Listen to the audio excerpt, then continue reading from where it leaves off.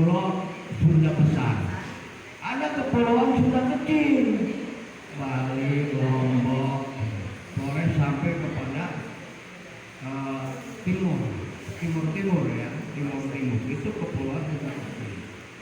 Jadi kalau kita belajar sejarah ini kan bagian dari kebangsaan supaya kita tuh merasa bahwa kita sebagai suku bangsa yang harus bertanggung jawab atas maju mundurnya bangsa ini. Saya pernah katakan pemilu bukan sekedar memilih pemimpin, tapi pemilu menyelamatkan 3 hal. Yang pertama yang harus kita selamatkan adalah tanah air, negara. Dari Sabang sampai Merauke adalah milik bangsa Indonesia yang harus dipertahankan. Kenapa? Karena dalam pasal 34 Undang-Undang 45, bumi, air, kekayaan alam yang terkandung di dalamnya adalah dipergunakan untuk sebesar-besar kemakmuran rakyatnya, bukan kemakmuran asing-asing. Betul? Itu pemimpin kita yang mampu sudah. Kita punya Pancasila, walaupun awalnya hasil dialog Bung Karno dengan Dr. Surya Sen, Minsen. Nah itu kan ajaran Surya Sen. Pernah saya sampaikan dulu di awal. Minsen kebangsaan, Minsu kerakyatan atau demokrasi, Minsen kesejahteraan sosial. Yang di kita disebut keadilan sosial bagi seluruh rakyat Indonesia. Kerakyatan, demokrasi, kerakyatan yang dipimpin oleh hikmat kebijaksanaan dalam permusyawaratan rakyat.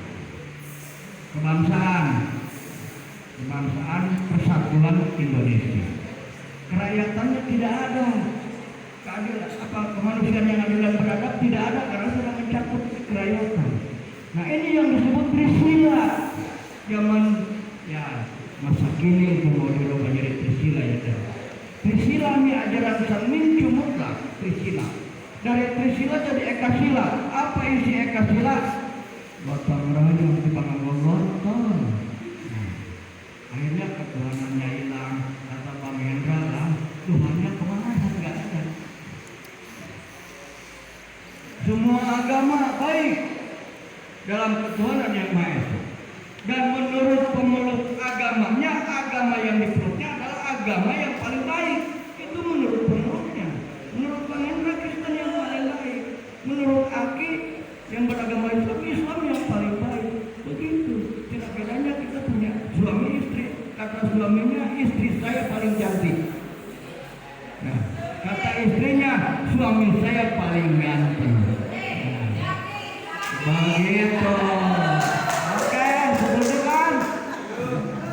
Kalau Bu Santi jadi istri aku, Bu Santi paling cantik. Cuma kalau jadi anak gitu.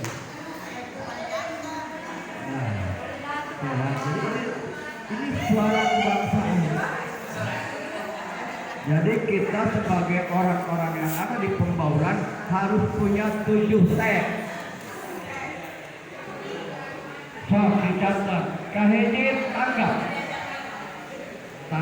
Sekarang zamannya milenial, zaman era globalisasi. Kita harus tanggap bahwa teknologi komunikasi itu sangat diperlukan. Orang yang tidak punya teknologi komunikasi berarti gaptek ketinggalan zaman. Nggak punya YouTube, tujuh mana? Betul? Itu perlu, tapi jangan asal-asalan gitu ya. Tanggap. Yang kedua, teliti. Informasi ini benar apa hoax? Nah, kan? Ada yang banyakkan hoax, sengaja diciptakan hoax itu untuk menciptakan konflik. Ya? Teliti, jangan sampai hoax disebarluaskan. Yang bikin hoaxnya nggak dihukum, yang nyebarin yang dipanggil polisi. Rugi apa rugi? Untung teliti. Nah, setelah teliti kita harus tekun dalam menghadapi sesuatu, menerima sesuatu. Ya.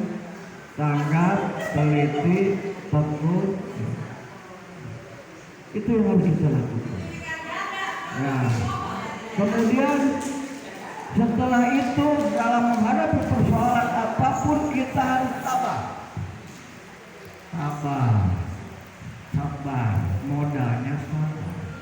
Karena sabar itu kunci keberhasilan.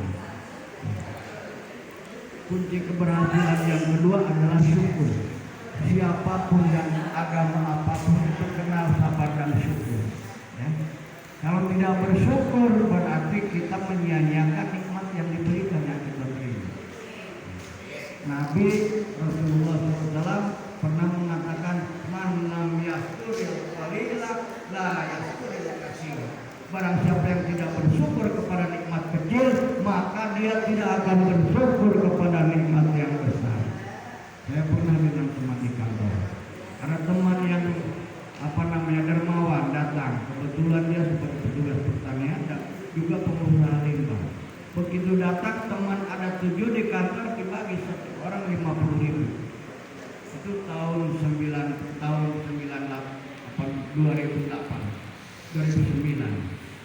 Sekarang tahun berapa?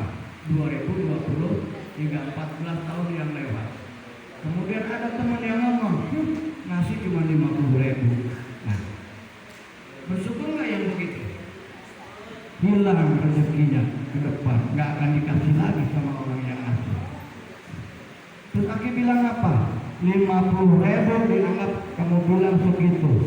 Sekarang kita bandingkan dengan orang yang pedagang sayuran, jual bayam seikat 500 perak, untungnya 50 perak. Kalau pengen dapat untung 50.000 berapa ikat? 50 perak, jadi 50.000 kudu 1.000. Sok lamun ayeuna bayam 1.000 ikat, tumpukanana katinggal 5. Itu mau dapat 50.000, keringetnya dari pantat-pantat keluarnya.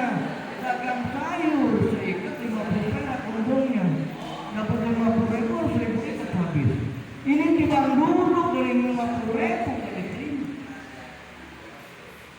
Aduh, hampura ki, hampura. Itu kaki minta hampurana, Allah mengampuni.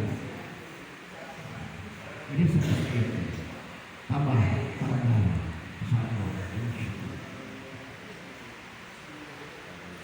Kemudian ada berapa tadi? 4 apa 5? Yang liwat ya, telicit ditelaah ya, telaah, terus tekun, tabah, terakhir tanggon. Tanggon itu apa sih? Pak Edi, tanggon apa? Tanggon itu tangguh ya. Orang yang tangguh itu tanggon. Maka untuk membangun bangsa, beliau mengatakan perlu manusia yang tangguh. SDM-nya kuat, ya.